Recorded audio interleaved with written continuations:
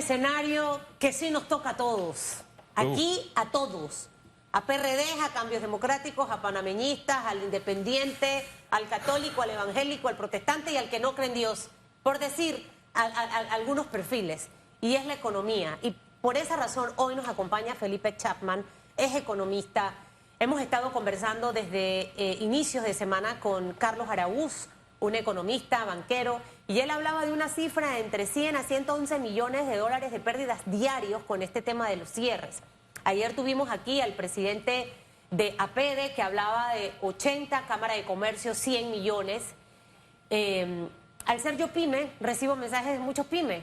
Voy a tener que entregar el local. Esta semana era crucial para mí para recoger, para pagar mi mes y tratar de reponerme en noviembre y diciembre. Pero el escenario les ha volteado la tortilla, señor Chapman, y lo que prevén es que o cierren, recorten personal, y uno dice, pero ¿será que eso nos va a afectar a todos? ¿Nos afecta o no nos afecta lo que estamos viviendo en este momento? Sí nos afecta, por supuesto. Repasemos algunos datos. De las personas ocupadas en el país, la inmensa mayoría están vinculados a empresas o actividades pequeñas, medianas y micro. En una situación como esta, de altísima incertidumbre, de inclusive lamentablemente vandalismo a comercios y negocios pequeños, los más afectados son efectivamente esos mismos. Las empresas más grandes tienden a tener mayor capacidad o tienen tanques de oxígeno para aguantar más tiempo debajo del agua. La micro, pequeña y mediana no lo tiene. Simplemente vean los comentarios del pequeño productor en tierras altas que va a perder su cosecha. Muchos de esos van a quedar en una situación al borde de la quiebra de su actividad, o una quiebra personal y familiar. Es decir, las consecuencias económicas de esto pueden ser humanamente devastadoras cuando miramos los grandes números del ciudadano de a pie. No estoy pensando en esos grandes números que hablan de decenas de millones de dólares de empresas medianas y grandes, no, del pequeño productor del país, que es el que más va a sufrir. Ese es el problema cuando inician situaciones tan inciertas como la que estamos viviendo, que uno sabe cuándo inician, pero no cuándo terminan y cuáles son las consecuencias. De ahí, escuchando a Danilo, y estoy de acuerdo con él, la urgencia de tratar de resolver esta problemática lo antes posible. O sea, ya el nivel de urgencia es extremo. A mí lo que me preocupa es que hay quienes administran temporalmente el país, llámese gobierno.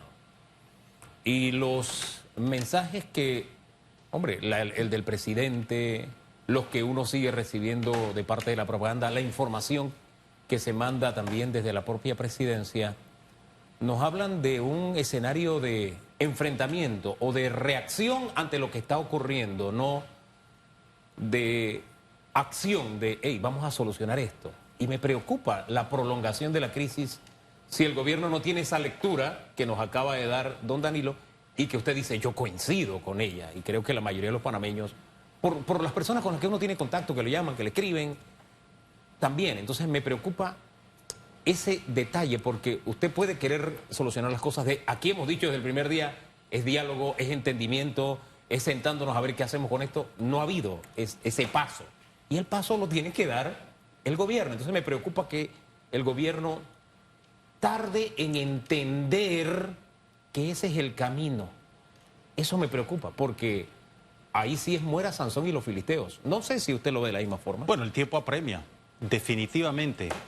Cada hora, cada día, el deterioro es casi que exponencial.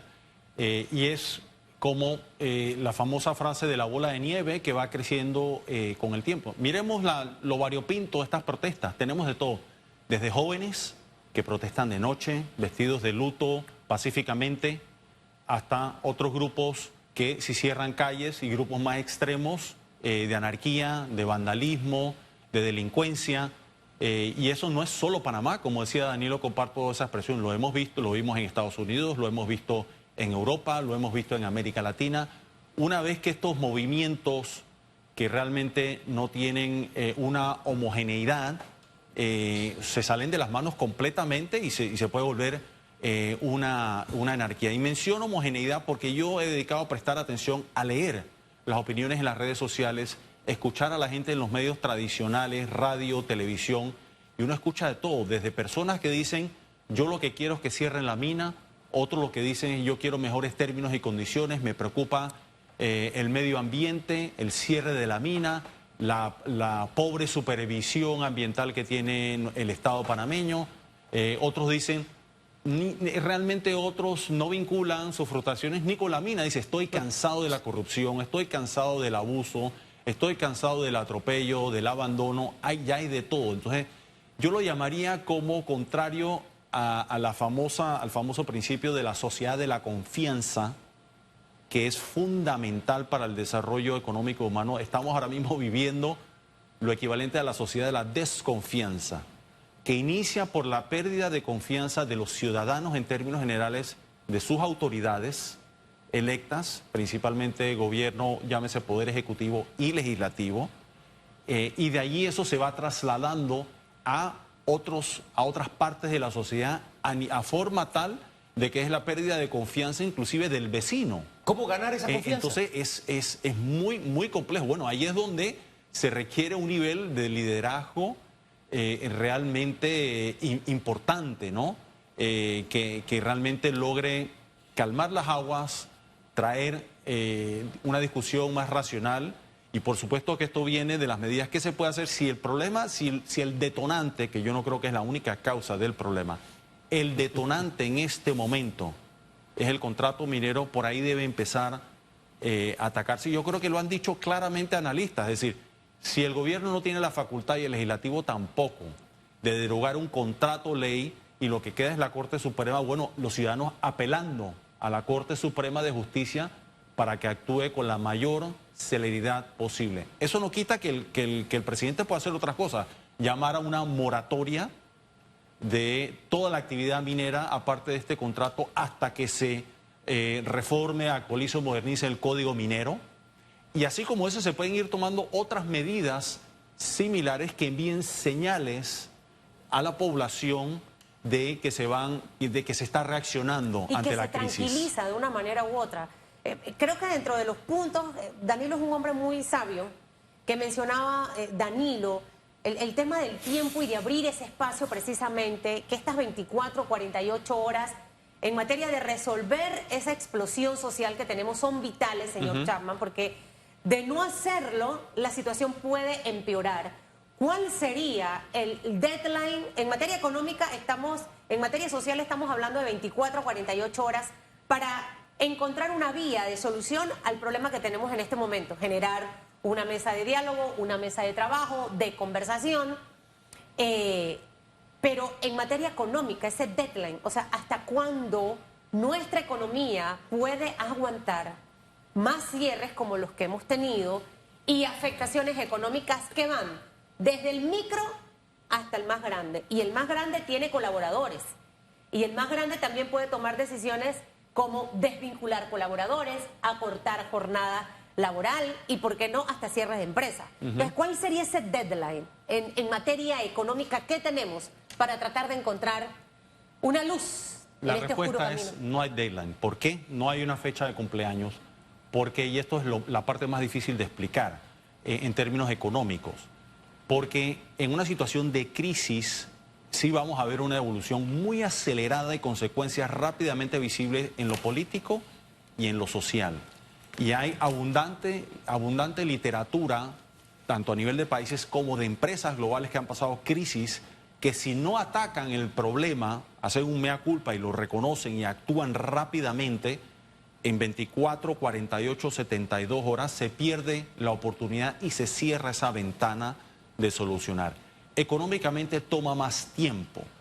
Pensemos en la economía en un gran transatlántico que, aunque le apaguemos los motores, realmente él toma su tiempo por inercia en detenerse, pero eventualmente se detiene. Y cuando vemos ese detenimiento meses después, nos cuesta inclusive entender qué fue lo que lo causó. Y voy a dar un ejemplo más. Miren la economía americana, que hoy acaban de reportar un crecimiento en el tercer trimestre de casi 5%. Imagínense la pesadilla de la Reserva Federal que dice, llevo 18 meses tratando de enfriar la economía americana y no he podido. Ese es un ejemplo de lo complejo que es esto. 18 Y eso meses. viendo la macroeconomía de un país. Ahora yo me voy a la microeconomía o a la economía doméstica Bueno, de cada cual. Allá iba Hugo. Sí. En estas situaciones el que más sufre, paradójicamente, es muchos los individuos que están en la calle. Fíjense realmente el dilema humano. La frustración de ese individuo que está en la calle probablemente no está consciente de que es el que va a pagar el precio más alto. ¿Por El qué? precio más alto. Porque hay una desconexión. Miremos Chile, por ejemplo, esos individuos que iban a destruir y a saquear las estaciones de metro, que utilizan el metro para transportarse. Pero, llega un momento dado donde se pierde lo racional y entramos casi que en una actitud autodestructiva sin darnos cuenta. Y esos mismos escenarios, y es difícil aprender por cabeza ajena, como decía mi abuela, pero exactamente esos mismos atentados a los bienes de todos lo vivió Colombia. Sí. Y fíjense en las decisiones políticas que se tomaron después, porque la pasión a veces desborda a la razón. Sin embargo, yo quisiera apelar a la razón, aunque vivimos momentos en que hay mucha pasión de por medio. En debate abierto, usted el domingo hizo una analogía, ahora, y la recordé ahora que habló de moratoria, moratoria minera, que si el gobierno anuncia una moratoria minera, de pronto envía un mensaje que podría ser el punto de partida de un cambio de escenario, ¿no?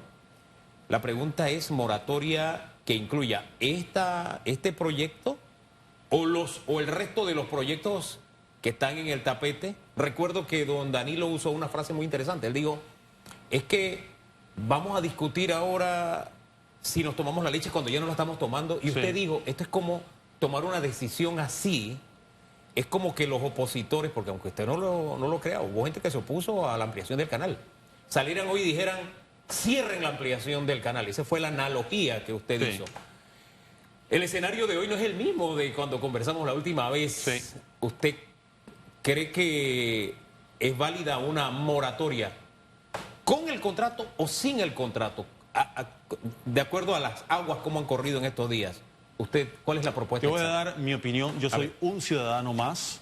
Yo creo en la democracia, en la libre expresión y en el disenso. Muchos pueden estar en desacuerdo con mi opinión y yo lo respeto, y quien opina distinto a mí, voy a defender su derecho a disentir y a opinar distinto.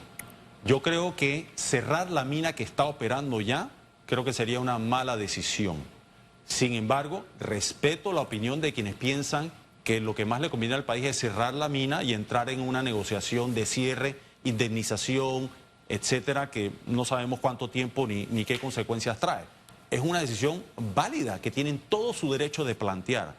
Yo pienso que esa sería una decisión excesivamente costosa para el país Hablemos y de esos nuevamente costos. para el ser humano, para el ciudadano Sí. panameño. Hablemos de O sea, yo esos creo que costos. desde ese punto de vista, por ejemplo, no haber hecho una licitación, eso es un error que ya se cometió.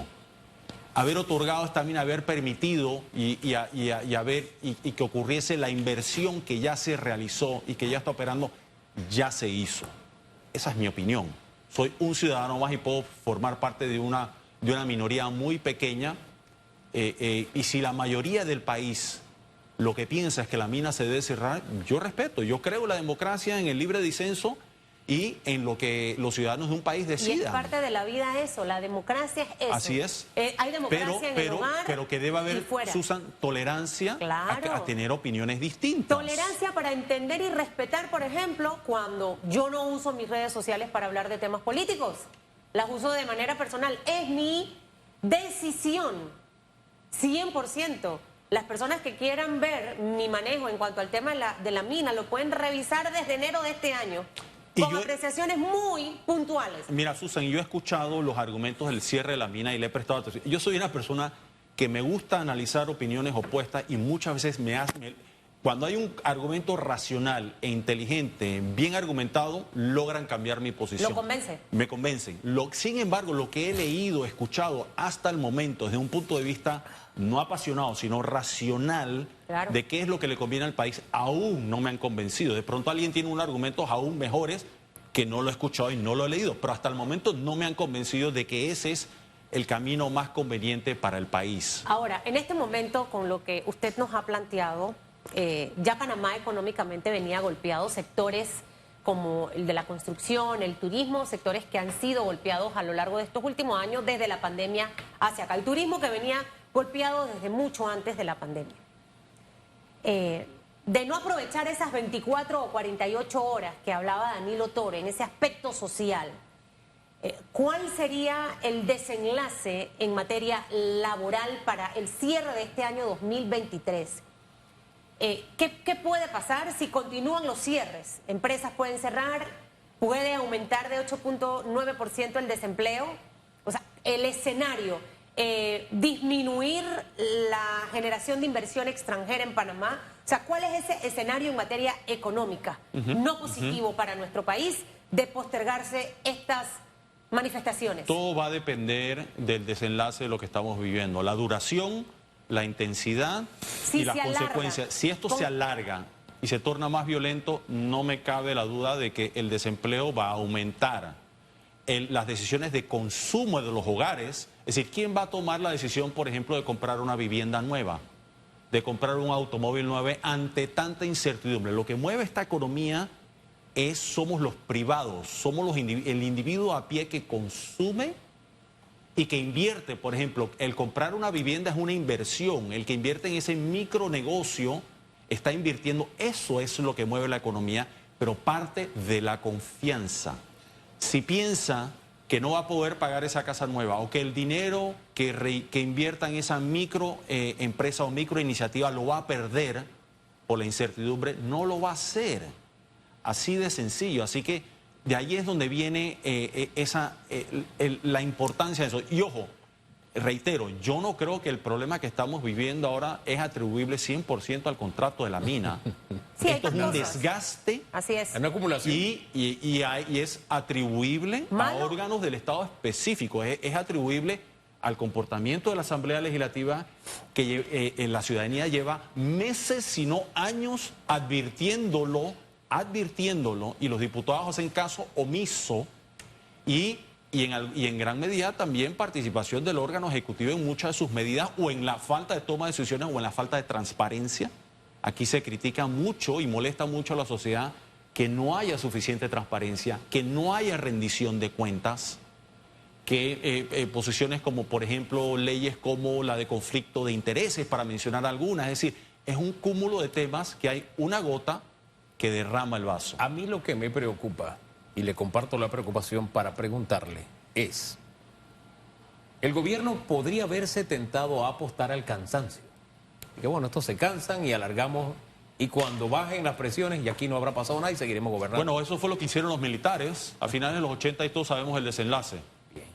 No hubo ni siquiera... Y si no hubiera habido, no hubiese habido una invasión, sí, yo creo que eventualmente el gobierno militar cae, eventualmente a un costo humano, económico y social gigantesco para el país.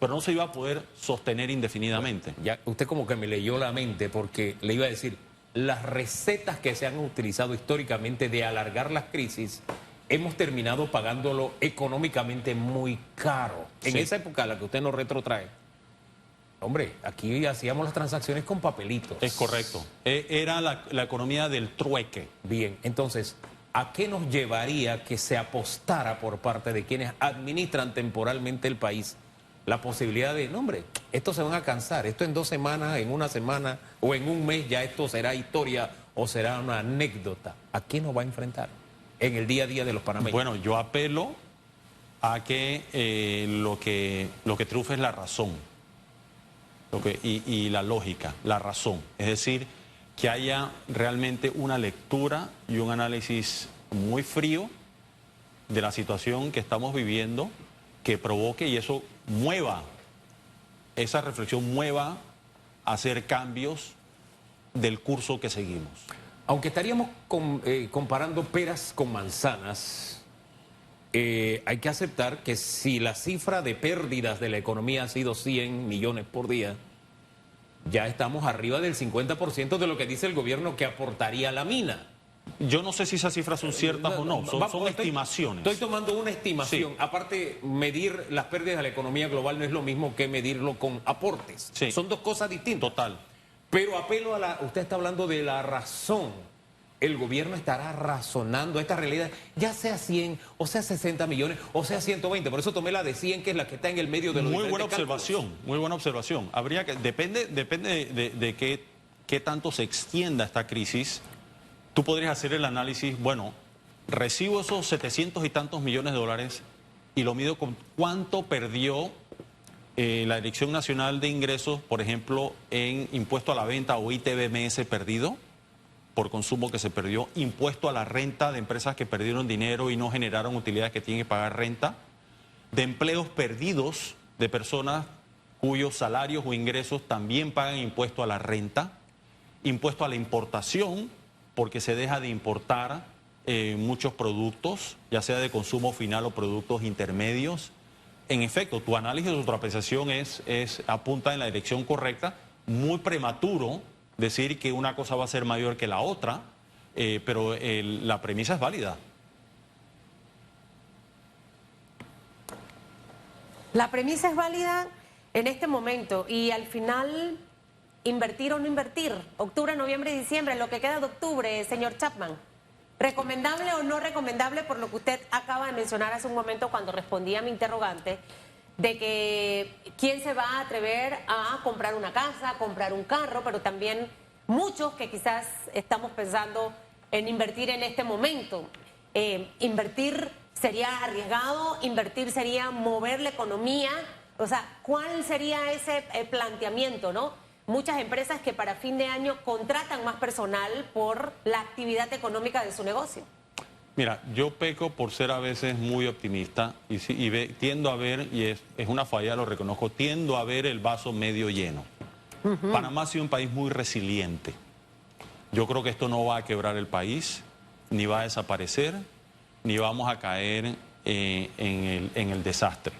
Simplemente esto nos está deteniendo el avance. Y yo creo que vamos a salir de esto, a pesar de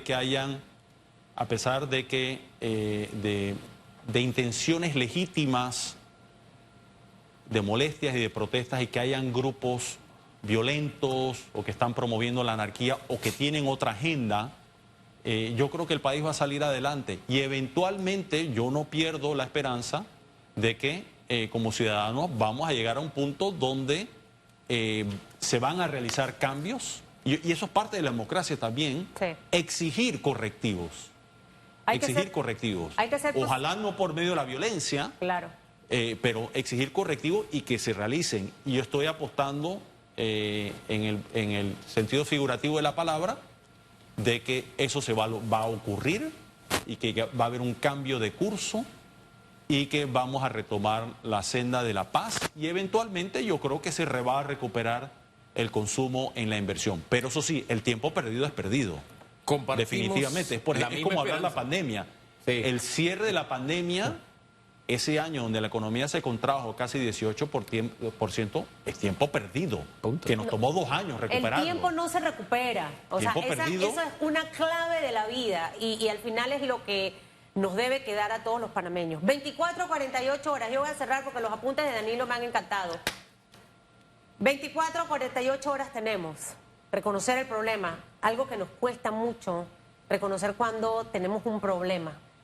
Reconocer la manera en la que hemos manejado erradamente la situación. Oxigenar la oficina del señor presidente, Laurentino Cortizo. Mencionaba a Danilo Toro. Cuarto, el tiempo que es vital porque no se recupera. El tiempo que se pierde, se perdió. Entonces hay que aprovechar el tiempo y tenemos una coyuntura de fiestas patrias, que es el quinto punto que mencionaba Danilo Toro, en abrir un espacio para conversar con todos aquellos que les importa Panamá, sin importar banderas políticas ni oportunismos políticos rumbo a las elecciones del 2024.